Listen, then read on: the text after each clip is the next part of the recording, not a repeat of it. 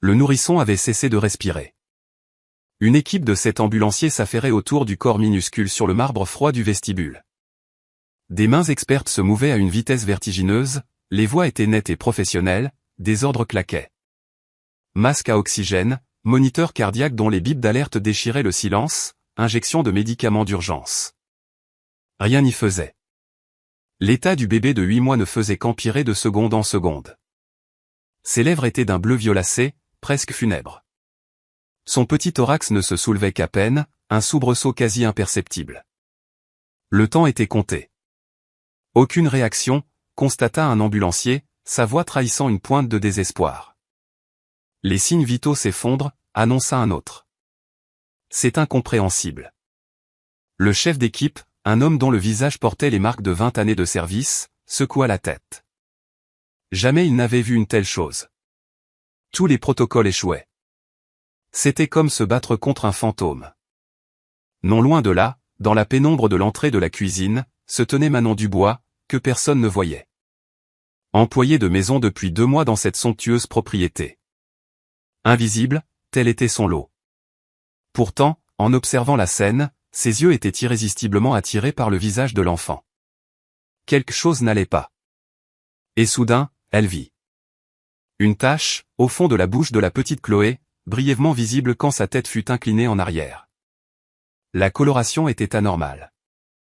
Ni le rose d'une muqueuse saine, ni le rouge d'une inflammation. C'était autre chose. Une nuance particulière qu'elle n'avait vue qu'une seule et unique fois, il y a longtemps, dans un quartier populaire de Marseille. Le bébé d'une de ses voisines. Une tragédie que l'on avait classée comme un accident. Le sang de Manon se figea.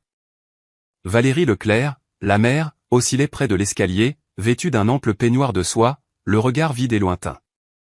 Léa Dupont, la gouvernante, regardait depuis le couloir, son calme olympien terriblement dissonant face à l'agonie d'un enfant. Chloé Girard, la jeune nounou, était plaquée contre le mur, tout son corps secoué de tremblements mais aucune larme ne perlait sur ses joues.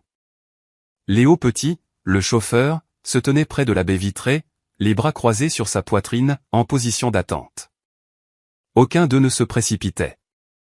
Aucun d'eux n'implorait les secours de faire un miracle. Ils regardaient, comme s'ils savaient comment cela allait se terminer. Ce n'était pas une urgence médicale. C'était prémédité. On doit la transférer, et vite. Ordonna le chef des ambulanciers. Si on reste là, on la perd. Mais Manon savait. La petite Chloé ne survivrait pas plus à l'hôpital. Pas s'il continuait à traiter le mauvais symptôme. Pas si personne n'examinait sa gorge. Pas si personne ne comprenait la signification de cette tâche. Elle n'avait que quelques secondes. Se taire et laisser l'enfant mourir. Ou parler, et révéler qu'elle, la femme de ménage, avait vu un détail crucial que cette professionnelle avait ignoré. Un détail qu'elle n'était pas censée connaître. Un détail qui la mettrait en grand danger. Manon fit un pas en avant, dans la lumière. Attendez, sa voix résonna, et tous les regards convergèrent vers elle. Avant que nous ne continuions, j'aimerais vous demander quelque chose. D'où est-ce que vous nous suivez en cet instant? Et quelle heure est-il chez vous? J'aime tellement savoir jusqu'où nos histoires voyagent. Et si vous faites partie de ceux qui chérissent les récits qui parlent au cœur, nous vous serions reconnaissants de nous soutenir. Un pouce bleu, un abonnement à notre chaîne, et un commentaire. Ensemble, nous pouvons diffuser l'espoir à ceux qui en ont le plus besoin. 2 mois auparavant, Manon Dubois se trouvait devant le portail monumental du domaine Leclerc, les yeux levés vers une maison de maître digne des pages d'un magazine d'architecture. Le soleil de la Côte d'Azur, à son zénith, frappait la pierre blanche de la façade, lui donnant un éclat irréel, comme une promesse de rêve ou de cauchemar, c'était selon. Elle consulta son portable une énième fois. C'était bien la bonne adresse. C'était bien réel. Après 3 entretiens d'embauche ratés dans des propriétés similaires, où on lui avait reproché son manque d'expérience dans le luxe, elle avait décroché ce poste. La paie était excellente, bien au-delà de ses espérances. Logée, nourrie. Elle n'avait qu'à nettoyer, cuisiner de temps à autre, et se fondre dans le décor. Manon avait passé sa vie à être invisible. C'était dans ses cordes. Le portail émit un son et s'ouvrit. Elle saisit sa modeste valise et s'engagea dans la longue allée de gravier blanc, le crissement de ses vieilles baskets résonnant dans le silence. Une femme l'attendait sur le perron, grande, la posture rigide. Vêtue d'une robe noire stricte, elle arborait un visage sur lequel tout sourire semblait s'être éteint depuis des lustres. « Manon Dubois, je présume, dit-elle d'un ton qui ne trahissait aucune émotion. Je suis Léa Dupont, la gouvernante. Vous me rendrez compte de tout. Entendu, madame, murmura Manon. Le regard de Léa la détailla de la tête aux pieds, comme pour une inspection. Manon se sentit soudainement gênée par ses vêtements simples, son sac usé, son inadéquation flagrante avec ce décor de luxe et d'opulence. « Veuillez me suivre, ordonna Léa en pivotant. Je vais vous indiquer vos quartiers et vous détailler vos fonctions. » L'intérieur du domaine était encore plus intimidant que l'extérieur. Des lustres en cristal pendaient des hauts plafonds, des toiles de maître ornaient les murs. Les parquets brillaient tant qu'elle pouvait s'y mirer. Léa la fit traverser une enfilade de salons et de couloirs, tout en lui débitant le règlement d'une voix monocorde. Vos horaires, du lundi au samedi, 6h à 18h. Le dimanche est votre jour de repos, sauf réception exceptionnelle. Votre tâche, l'entretien des pièces de vie, de la cuisine et de la suite parentale de Monsieur et Madame Moreau. L'accès au bureau de Monsieur Moreau est interdit sans autorisation expresse. Ne touchez aucun objet personnel. N'adressez la parole à la famille que si l'on vous y invite. Est-ce bien compris? Parfaitement, madame. Elles empruntèrent un escalier de service dérobé qui menait au 3e étage, là où logeait le personnel. Léa ouvrit la porte d'une chambre modeste mais impeccable, meublée d'un lit, d'une armoire et d'une petite lucarne avec vue sur les jardins. Le luxe, comparé au précédent logement de Manon. Les repas sont servis à 6h, midi et 18h, dans la cuisine du personnel, poursuivit Léa. Vous les partagerez avec Chloé Girard, la nounou, et Léo Petit, le chauffeur. La ponctualité est de mise. Madame Leclerc y est très attachée. Quand pourrais-je saluer Madame Leclerc? S'enquit Manon. Une ombre passa sur le visage de Léa. Madame Leclerc est au repos. C'est fréquent. Vous la verrez lorsqu'elle se sentira d'humeur. Léa se retourna. Installez-vous. Le dîner est servi dans 20 minutes. Ne soyez pas en retard. Et elle s'éloigna, le bruit de ses talons claquant sur le sol. Manon s'assit sur le lit, le cœur battant. Une atmosphère pesante régnait en ces lieux. Tout était trop parfait, trop silencieux, comme dans un mausolée. Au dîner, Manon fit la connaissance de ses collègues.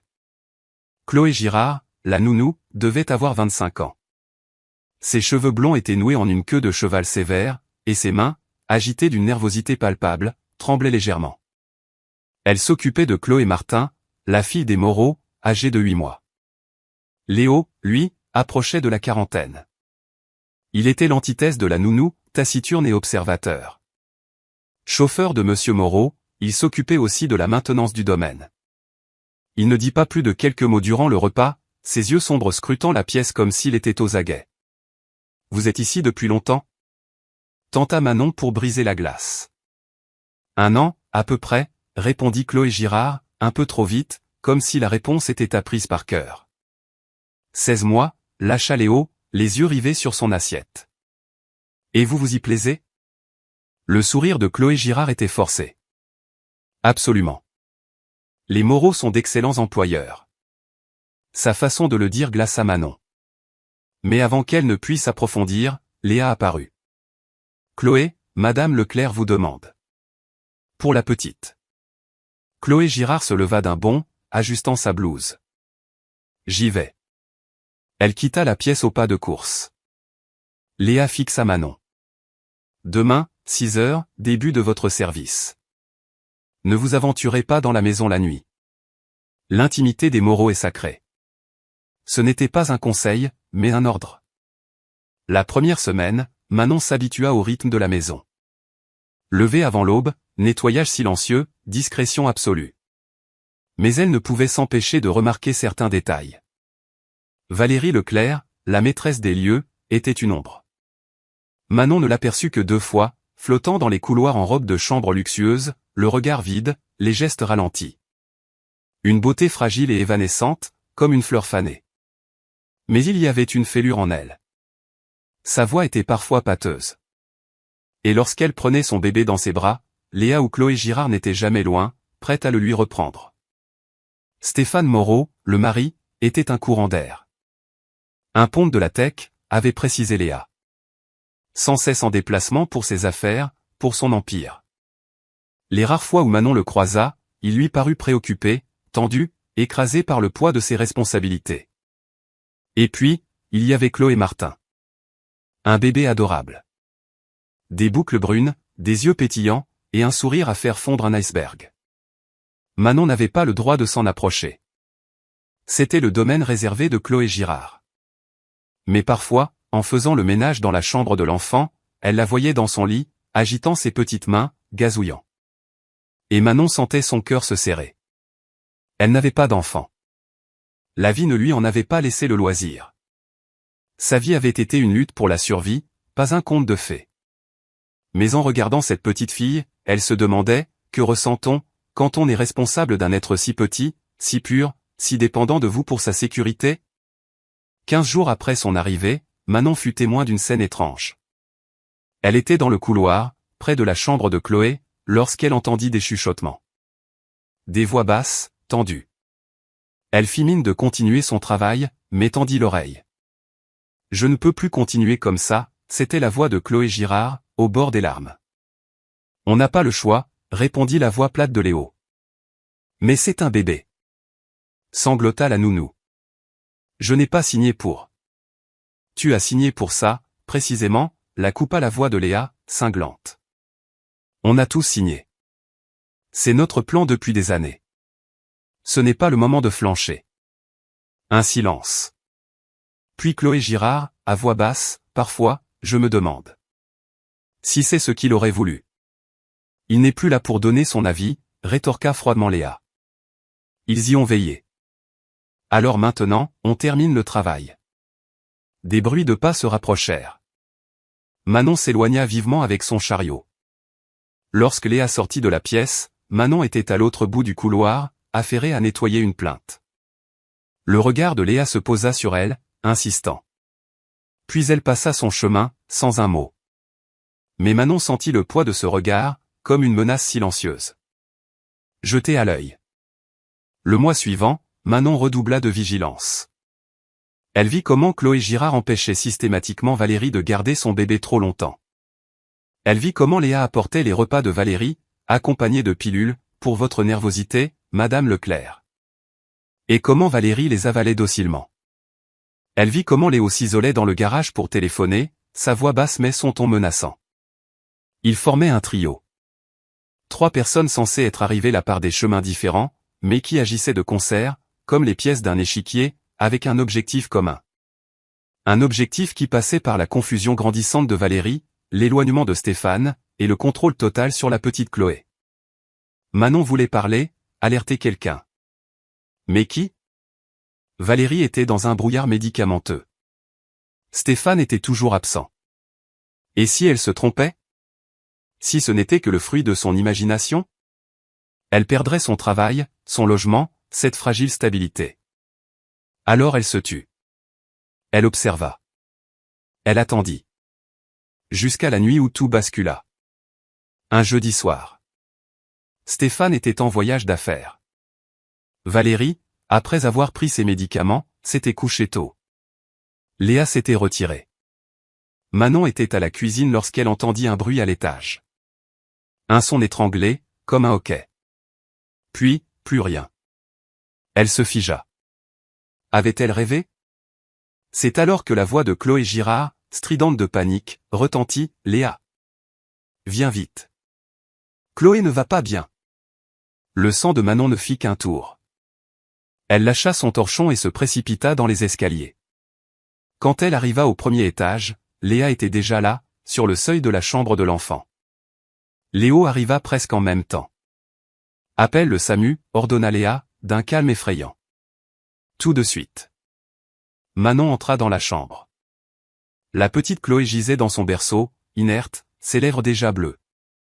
Chloé Girard était contre le mur, le visage livide, les mains tremblantes. « Qu'est-ce qui s'est passé ?» demanda Manon. « Je ne sais pas », balbutia la nounou. « Je suis venue voir. » Et elle était comme ça. Elle ne respire plus. La sirène des secours déchira la nuit. Ils arrivaient. Mais en voyant le petit corps immobile de Chloé, sa peau qui perdait sa couleur, Manon sut qu'ils arriveraient peut-être trop tard. De quelle ville nous suivez-vous? Laissez-nous un commentaire. Nous sommes curieux de savoir jusqu'où nos histoires voyagent. Les secours furent là en moins de 7 minutes. 7 professionnels surentraînés, équipés pour ce genre de situation. Depuis le couloir, Manon les regarda s'agenouiller autour du petit corps de Chloé, que Léa avait descendu et déposé sur le marbre avec un calme déroutant avant de se mettre en retrait. Nourrisson de 8 mois, inconsciente, en détresse respiratoire aiguë, annonça le chef d'équipe. Ses gestes étaient rapides et précis, moniteur, oxygène. Toute l'équipe fonctionnait comme une machine bien huilée. Masque sur les lèvres bleues de Chloé. Électrode sur sa poitrine. Perfusion. Mais en quelques instants, Manon lut la confusion sur leur visage. Les alarmes des appareils retentissaient. Les chiffres ne remontaient pas. Chute des constantes, dit l'un. Le cœur ralentit. L'oxygène ne fait aucun effet, ajouta un autre. Ça n'a pas de sens. Valérie apparut en haut de l'escalier, titubant, agrippée à la rampe. Son regard était flou. Chloé. Sa voix était un murmure pâteux. Qu'est-ce qui se passe? Léa alla à sa rencontre et la fit descendre avec autorité. Les secours sont là, Madame Leclerc. Asseyez-vous. Je veux la voir, gémit Valérie. Léa l'installa sur une chaise où elle s'affaissa comme une poupée de chiffon. Manon serrait le chambranle de la porte, les jointures de ses doigts blanchis. Elle ne quittait pas Chloé des yeux. La peau du bébé était devenue grisâtre. Son thorax bougeait à peine. C'est alors que Manon le vit. Au cours d'une manœuvre, la tête de l'enfant bascula, sa bouche s'entr'ouvrit. La lumière du lustre éclaira sa gorge, et Manon aperçut la tache, une marque gris-vert sur les muqueuses. Son sang se glaça. Elle avait déjà vu ça. 15 ans plus tôt, à Marseille, chez sa voisine, Madame Chen. Sa petite fille. Même lèvres bleues, même détresse, même secours impuissants. Le bébé était mort. Il avait fallu du temps au médecin pour comprendre la cause, une intoxication par une substance qui empêchait l'oxygénation des cellules. Manon était là quand le médecin avait tout expliqué à la mère effondrée. Elle n'avait rien oublié. Les symptômes, la tache dans la gorge, l'inefficacité des traitements classiques. Le problème n'était pas la respiration, mais l'incapacité du sang à transporter l'oxygène. Le médecin avait dit, si on l'avait su plus tôt, une simple intervention aurait pu la sauver. Provoquer des vomissements pour évacuer le poison. Chloé avait la même tâche. Quelqu'un lui avait administré ce poison, récemment. On la perd, dit le chef d'équipe. Rien ne marche. On l'embarque. Mais Manon savait que c'était inutile. Le temps d'arriver à l'hôpital, de faire les analyses, il serait trop tard. Comme pour la fille de Madame Chen. Il fallait qu'elle parle. Mais qui écouterait une simple employée de maison? Manon balaya la pièce du regard. Chloé Girard, le visage enfoui dans ses mains, les épaules secouées de sanglots. Mais quand elle baissa les bras, Manon vit dans ses yeux non pas de la peine, mais de la colère. Comme si elle en voulait au secours de s'acharner. Léa, à côté de Valérie, sa main sur l'épaule de la mère. Un geste faussement réconfortant. Manon vit la pression de ses doigts, la grimace de douleur de Valérie, trop hébétée pour réagir. Léo, près de la fenêtre, les bras croisés, observateur froid. Il n'assistait pas à un drame, il attendait une issue. Il savait. Tous les trois. Il savait ce qui se passait. Et il comptait sur l'échec des secours. Une rage sourde monta en Manon. Non. Pas cet enfant. Elle ne les laisserait pas faire. Attendez, dit Manon en sortant de l'ombre. Tous se turent. Les ambulanciers la dévisagèrent. Le regard de Léa se fit acérer. Chloé Girard laissa tomber ses mains. Léo se retourna. Regardez dans sa bouche, dit Manon, au fond de la gorge. Le chef d'équipe la toisa, agacé. Madame, restez à l'écart. Vous faites tout ce qu'il faut pour une détresse respiratoire, insista Manon. Mais ce n'est pas le problème. Il y a une tache dans sa gorge, gris-vert. Elle a avalé un produit qui bloque l'oxygène dans ses cellules. C'est pour ça que rien ne marche. Un silence de mort. Vous êtes qui? Demanda le chef. L'employé de maison. J'ai déjà vu ça. Les mêmes symptômes. Un bébé à Marseille, quand j'avais 17 ans. Il est mort parce que personne n'a compris à temps. Léa s'interposa. Manon, je sais que vous voulez aider, mais... Laissez-la finir, coupa le chef. Il fixa Manon. Qu'est-ce que vous avez vu? Une tache au fond de sa gorge. On peut facilement passer à côté. Ça signifie qu'elle a ingéré une substance qui empêche le sang de transporter l'oxygène. L'air entre, mais son corps ne peut pas s'en servir. Ça expliquerait l'inefficacité de la ventilation si le problème est cellulaire, murmura un jeune ambulancier. Ce ne sont que des suppositions, dit froidement Léa. Laissez-moi vérifier, décida le chef. Il pencha la tête de Chloé et éclaira sa gorge avec une lampe. Manon retint son souffle. Les yeux de l'homme s'écarquillèrent. Elle a raison. Il y a bien quelque chose. Il se tourna vers Manon. Comment? Le bébé de Marseille. Les médecins ont expliqué à la famille après coup. Je n'ai jamais oublié, dit Manon, la voix tremblante. Ils ont dit que si on réagissait à temps, il fallait la faire vomir pour évacuer ce qui est dans l'estomac, et lui donner du charbon actif pour neutraliser le reste dans le sang. Le chef la regarda, abasourdi. Le protocole interdisait d'écouter un civil. Mais la tâche était là. Et le bébé se mourait. Si je le fais et que vous vous trompez. Si vous ne le faites pas, elle va mourir de toute façon, répondit doucement Manon. Le temps presse. Il jeta un regard à la petite Chloé. Sa peau bleue, les alarmes du moniteur. Préparez une induction de vomissement, ordonna-t-il. Et le charbon actif. On se dépêche. L'équipe s'exécuta avec une efficacité renouvelée. Manon recula, prise de vertige. Elle venait de jouer la vie d'un enfant sur un souvenir vieux de 15 ans. Le corps de Chloé fut pris d'une convulsion, puis d'une autre. Puis une toux. Faible, humide, mais bien réelle. Une seconde, plus forte. Sa poitrine se souleva, aspirant un air enfin utile. La couleur de ses lèvres changea, passant du bleu au rose. Le bip du moniteur se régularisa. La saturation remonte. S'exclama un ambulancier, n'en croyant pas ses yeux. Le rythme cardiaque aussi. Elle réagit. Ça marche. Le chef regarda Manon, stupéfait. Mais comment? Les jambes de Manon cédèrent. Elle se rattrapa au mur, le visage inondé de larmes. Chloé respirait. Elle allait vivre. Valérie éclata en sanglots, tentant de se relever, mais Léa la retint.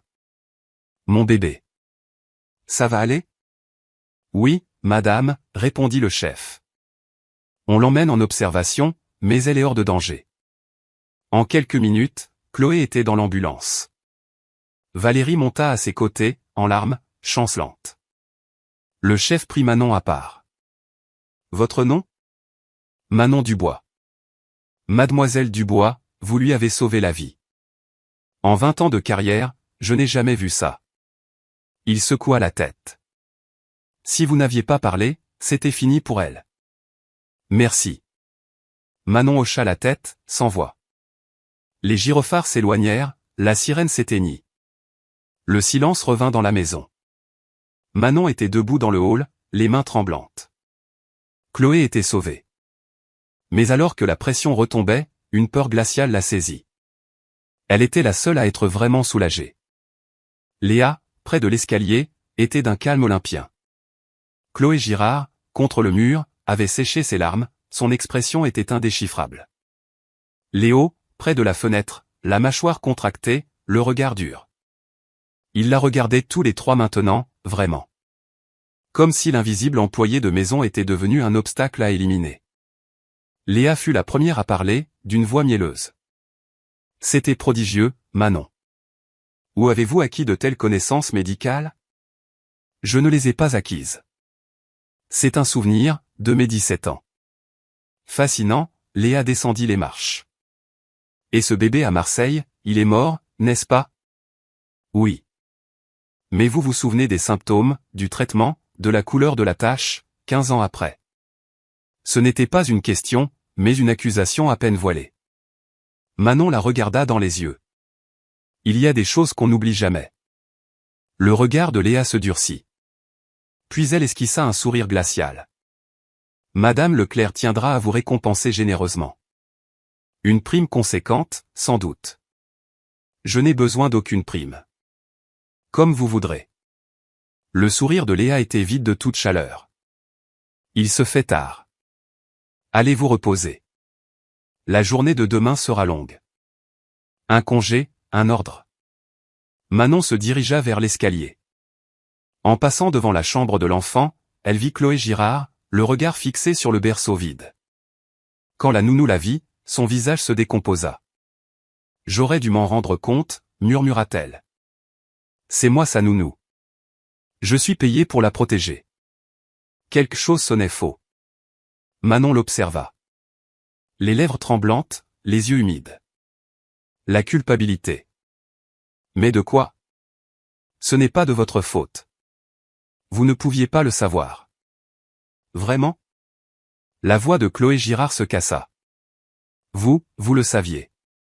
Pourquoi pas moi? Parce que tu n'étais pas censé le savoir, songea Manon. Ou plutôt, parce que tu le savais déjà. Parce que c'est peut-être toi qui l'as empoisonné. Une certitude glaciale l'envahit. Chloé Girard se détourna. Merci de l'avoir sauvé. Même si cela signifie. Elle s'interrompit. Laissez tomber. Bonne nuit, Manon. Elle s'enferma dans sa chambre. Manon resta seule dans le couloir obscur. Même si cela signifie quoi? Elle regagna sa chambre, tourna la clé dans la serrure et s'assit sur son lit, secouée de tremblements.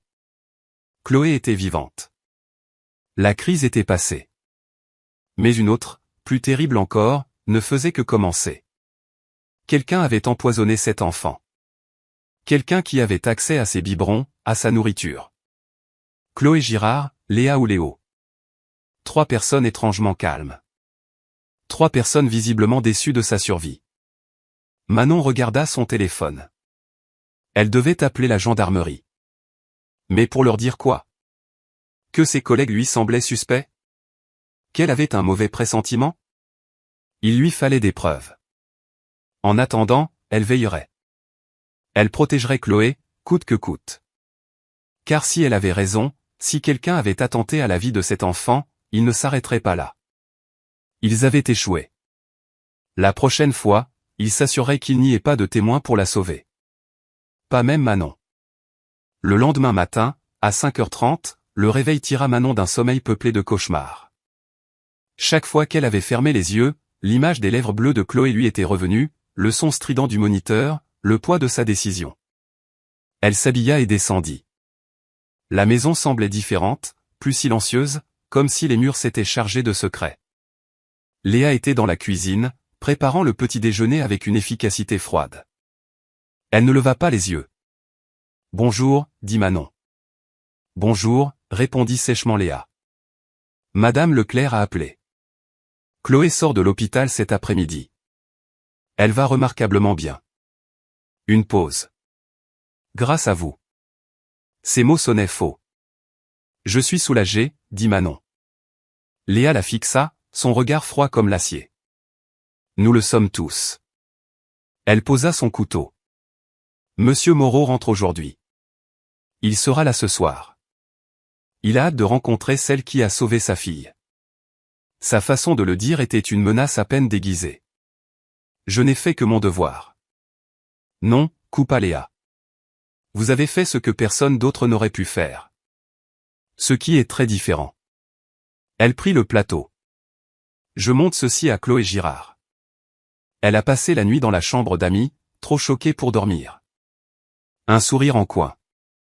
La culpabilité, sans doute, de ne pas avoir vu que la petite était en danger. Elle sortit. Manon nettoya toute la matinée, l'esprit ailleurs. Elle revoyait la scène. Les mots de Chloé Girard, même si cela signifie. Le regard calculateur de Léo.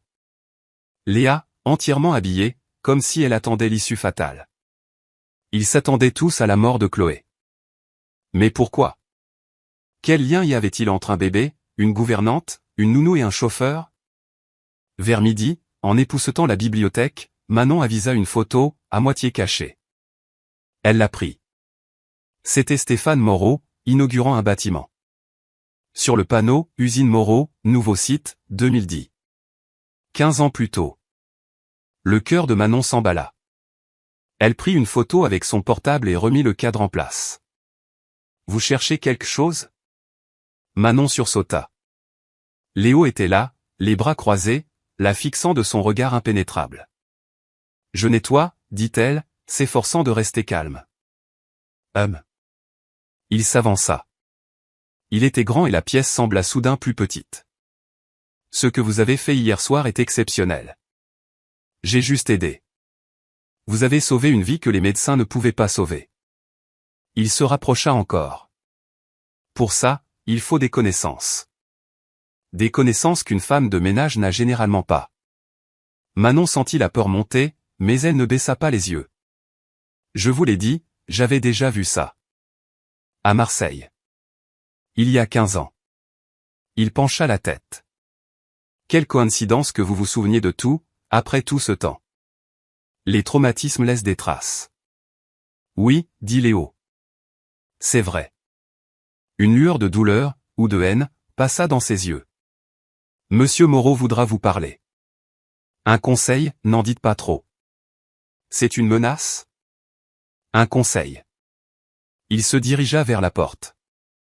Dans cette maison, ceux qui posent trop de questions ne restent pas longtemps. Il sortit. Manon tremblait. C'était une menace, sans équivoque. Il lui fallait des réponses, mais elle devait être prudente. L'après-midi, Valérie rentra avec Chloé.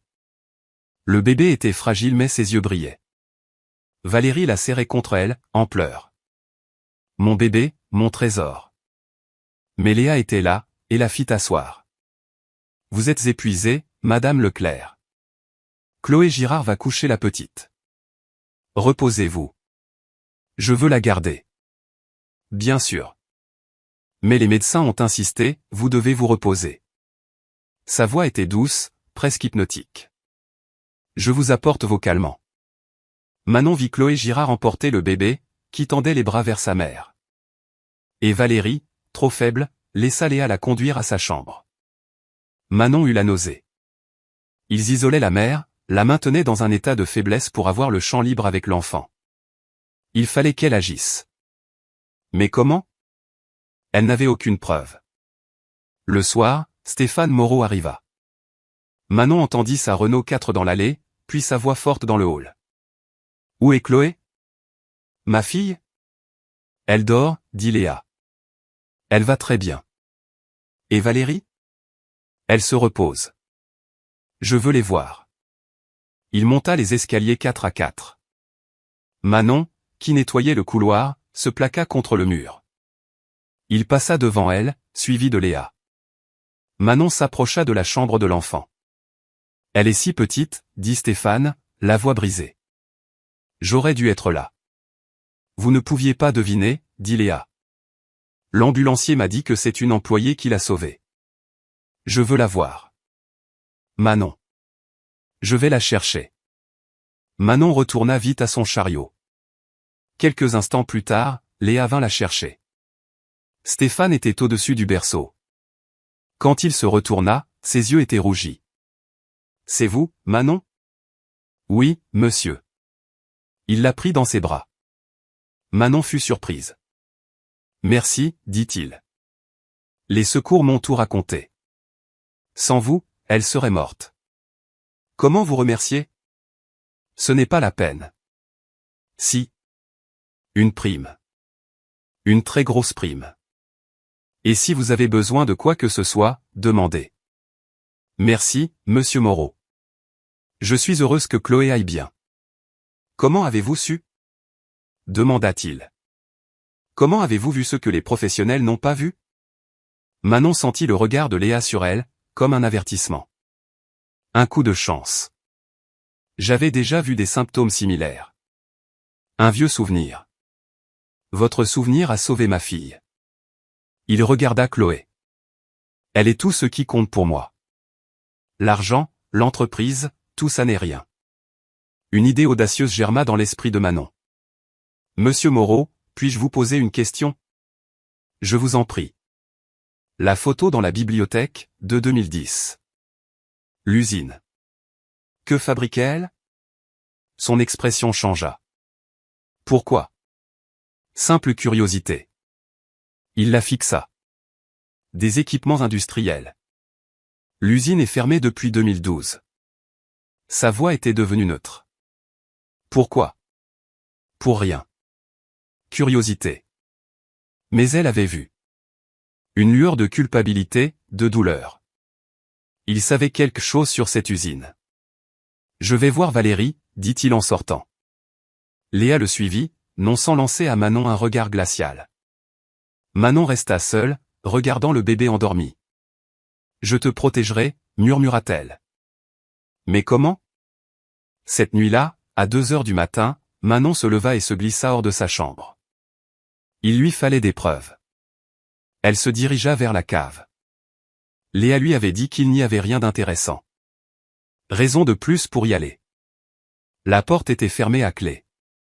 Avec une épingle à cheveux, une vieille compétence de jeunesse, elle parvint à l'ouvrir. Elle descendit dans le noir, s'éclairant avec son portable. En bas, un couloir et plusieurs portes. Les 2 premières étaient verrouillées.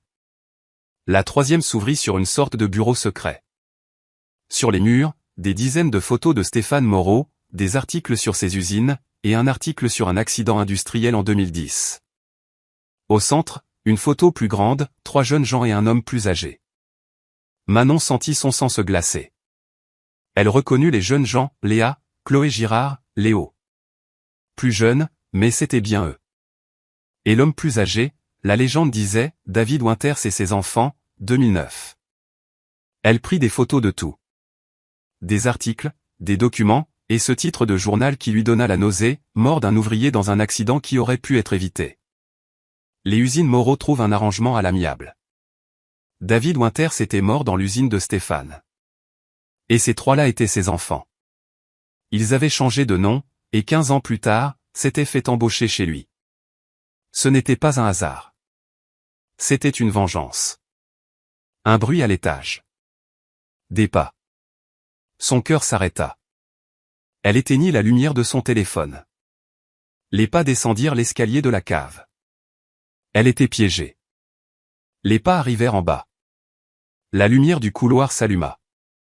Je sais que tu es là, Manon, dit la voix froide de Léa. J'ai entendu la porte. Manon se colla au mur. Elle ne pouvait pas s'échapper. Tu aurais dû rester à ta place, continua Léa en s'approchant. Nettoyer, être invisible. Mais non, il a fallu que tu joues les héroïnes. La porte du bureau s'ouvrit. Léa se tenait dans l'encadrement, et dans sa main. Manon retint son souffle. C'était la fin. Elle était découverte, sans aucune issue.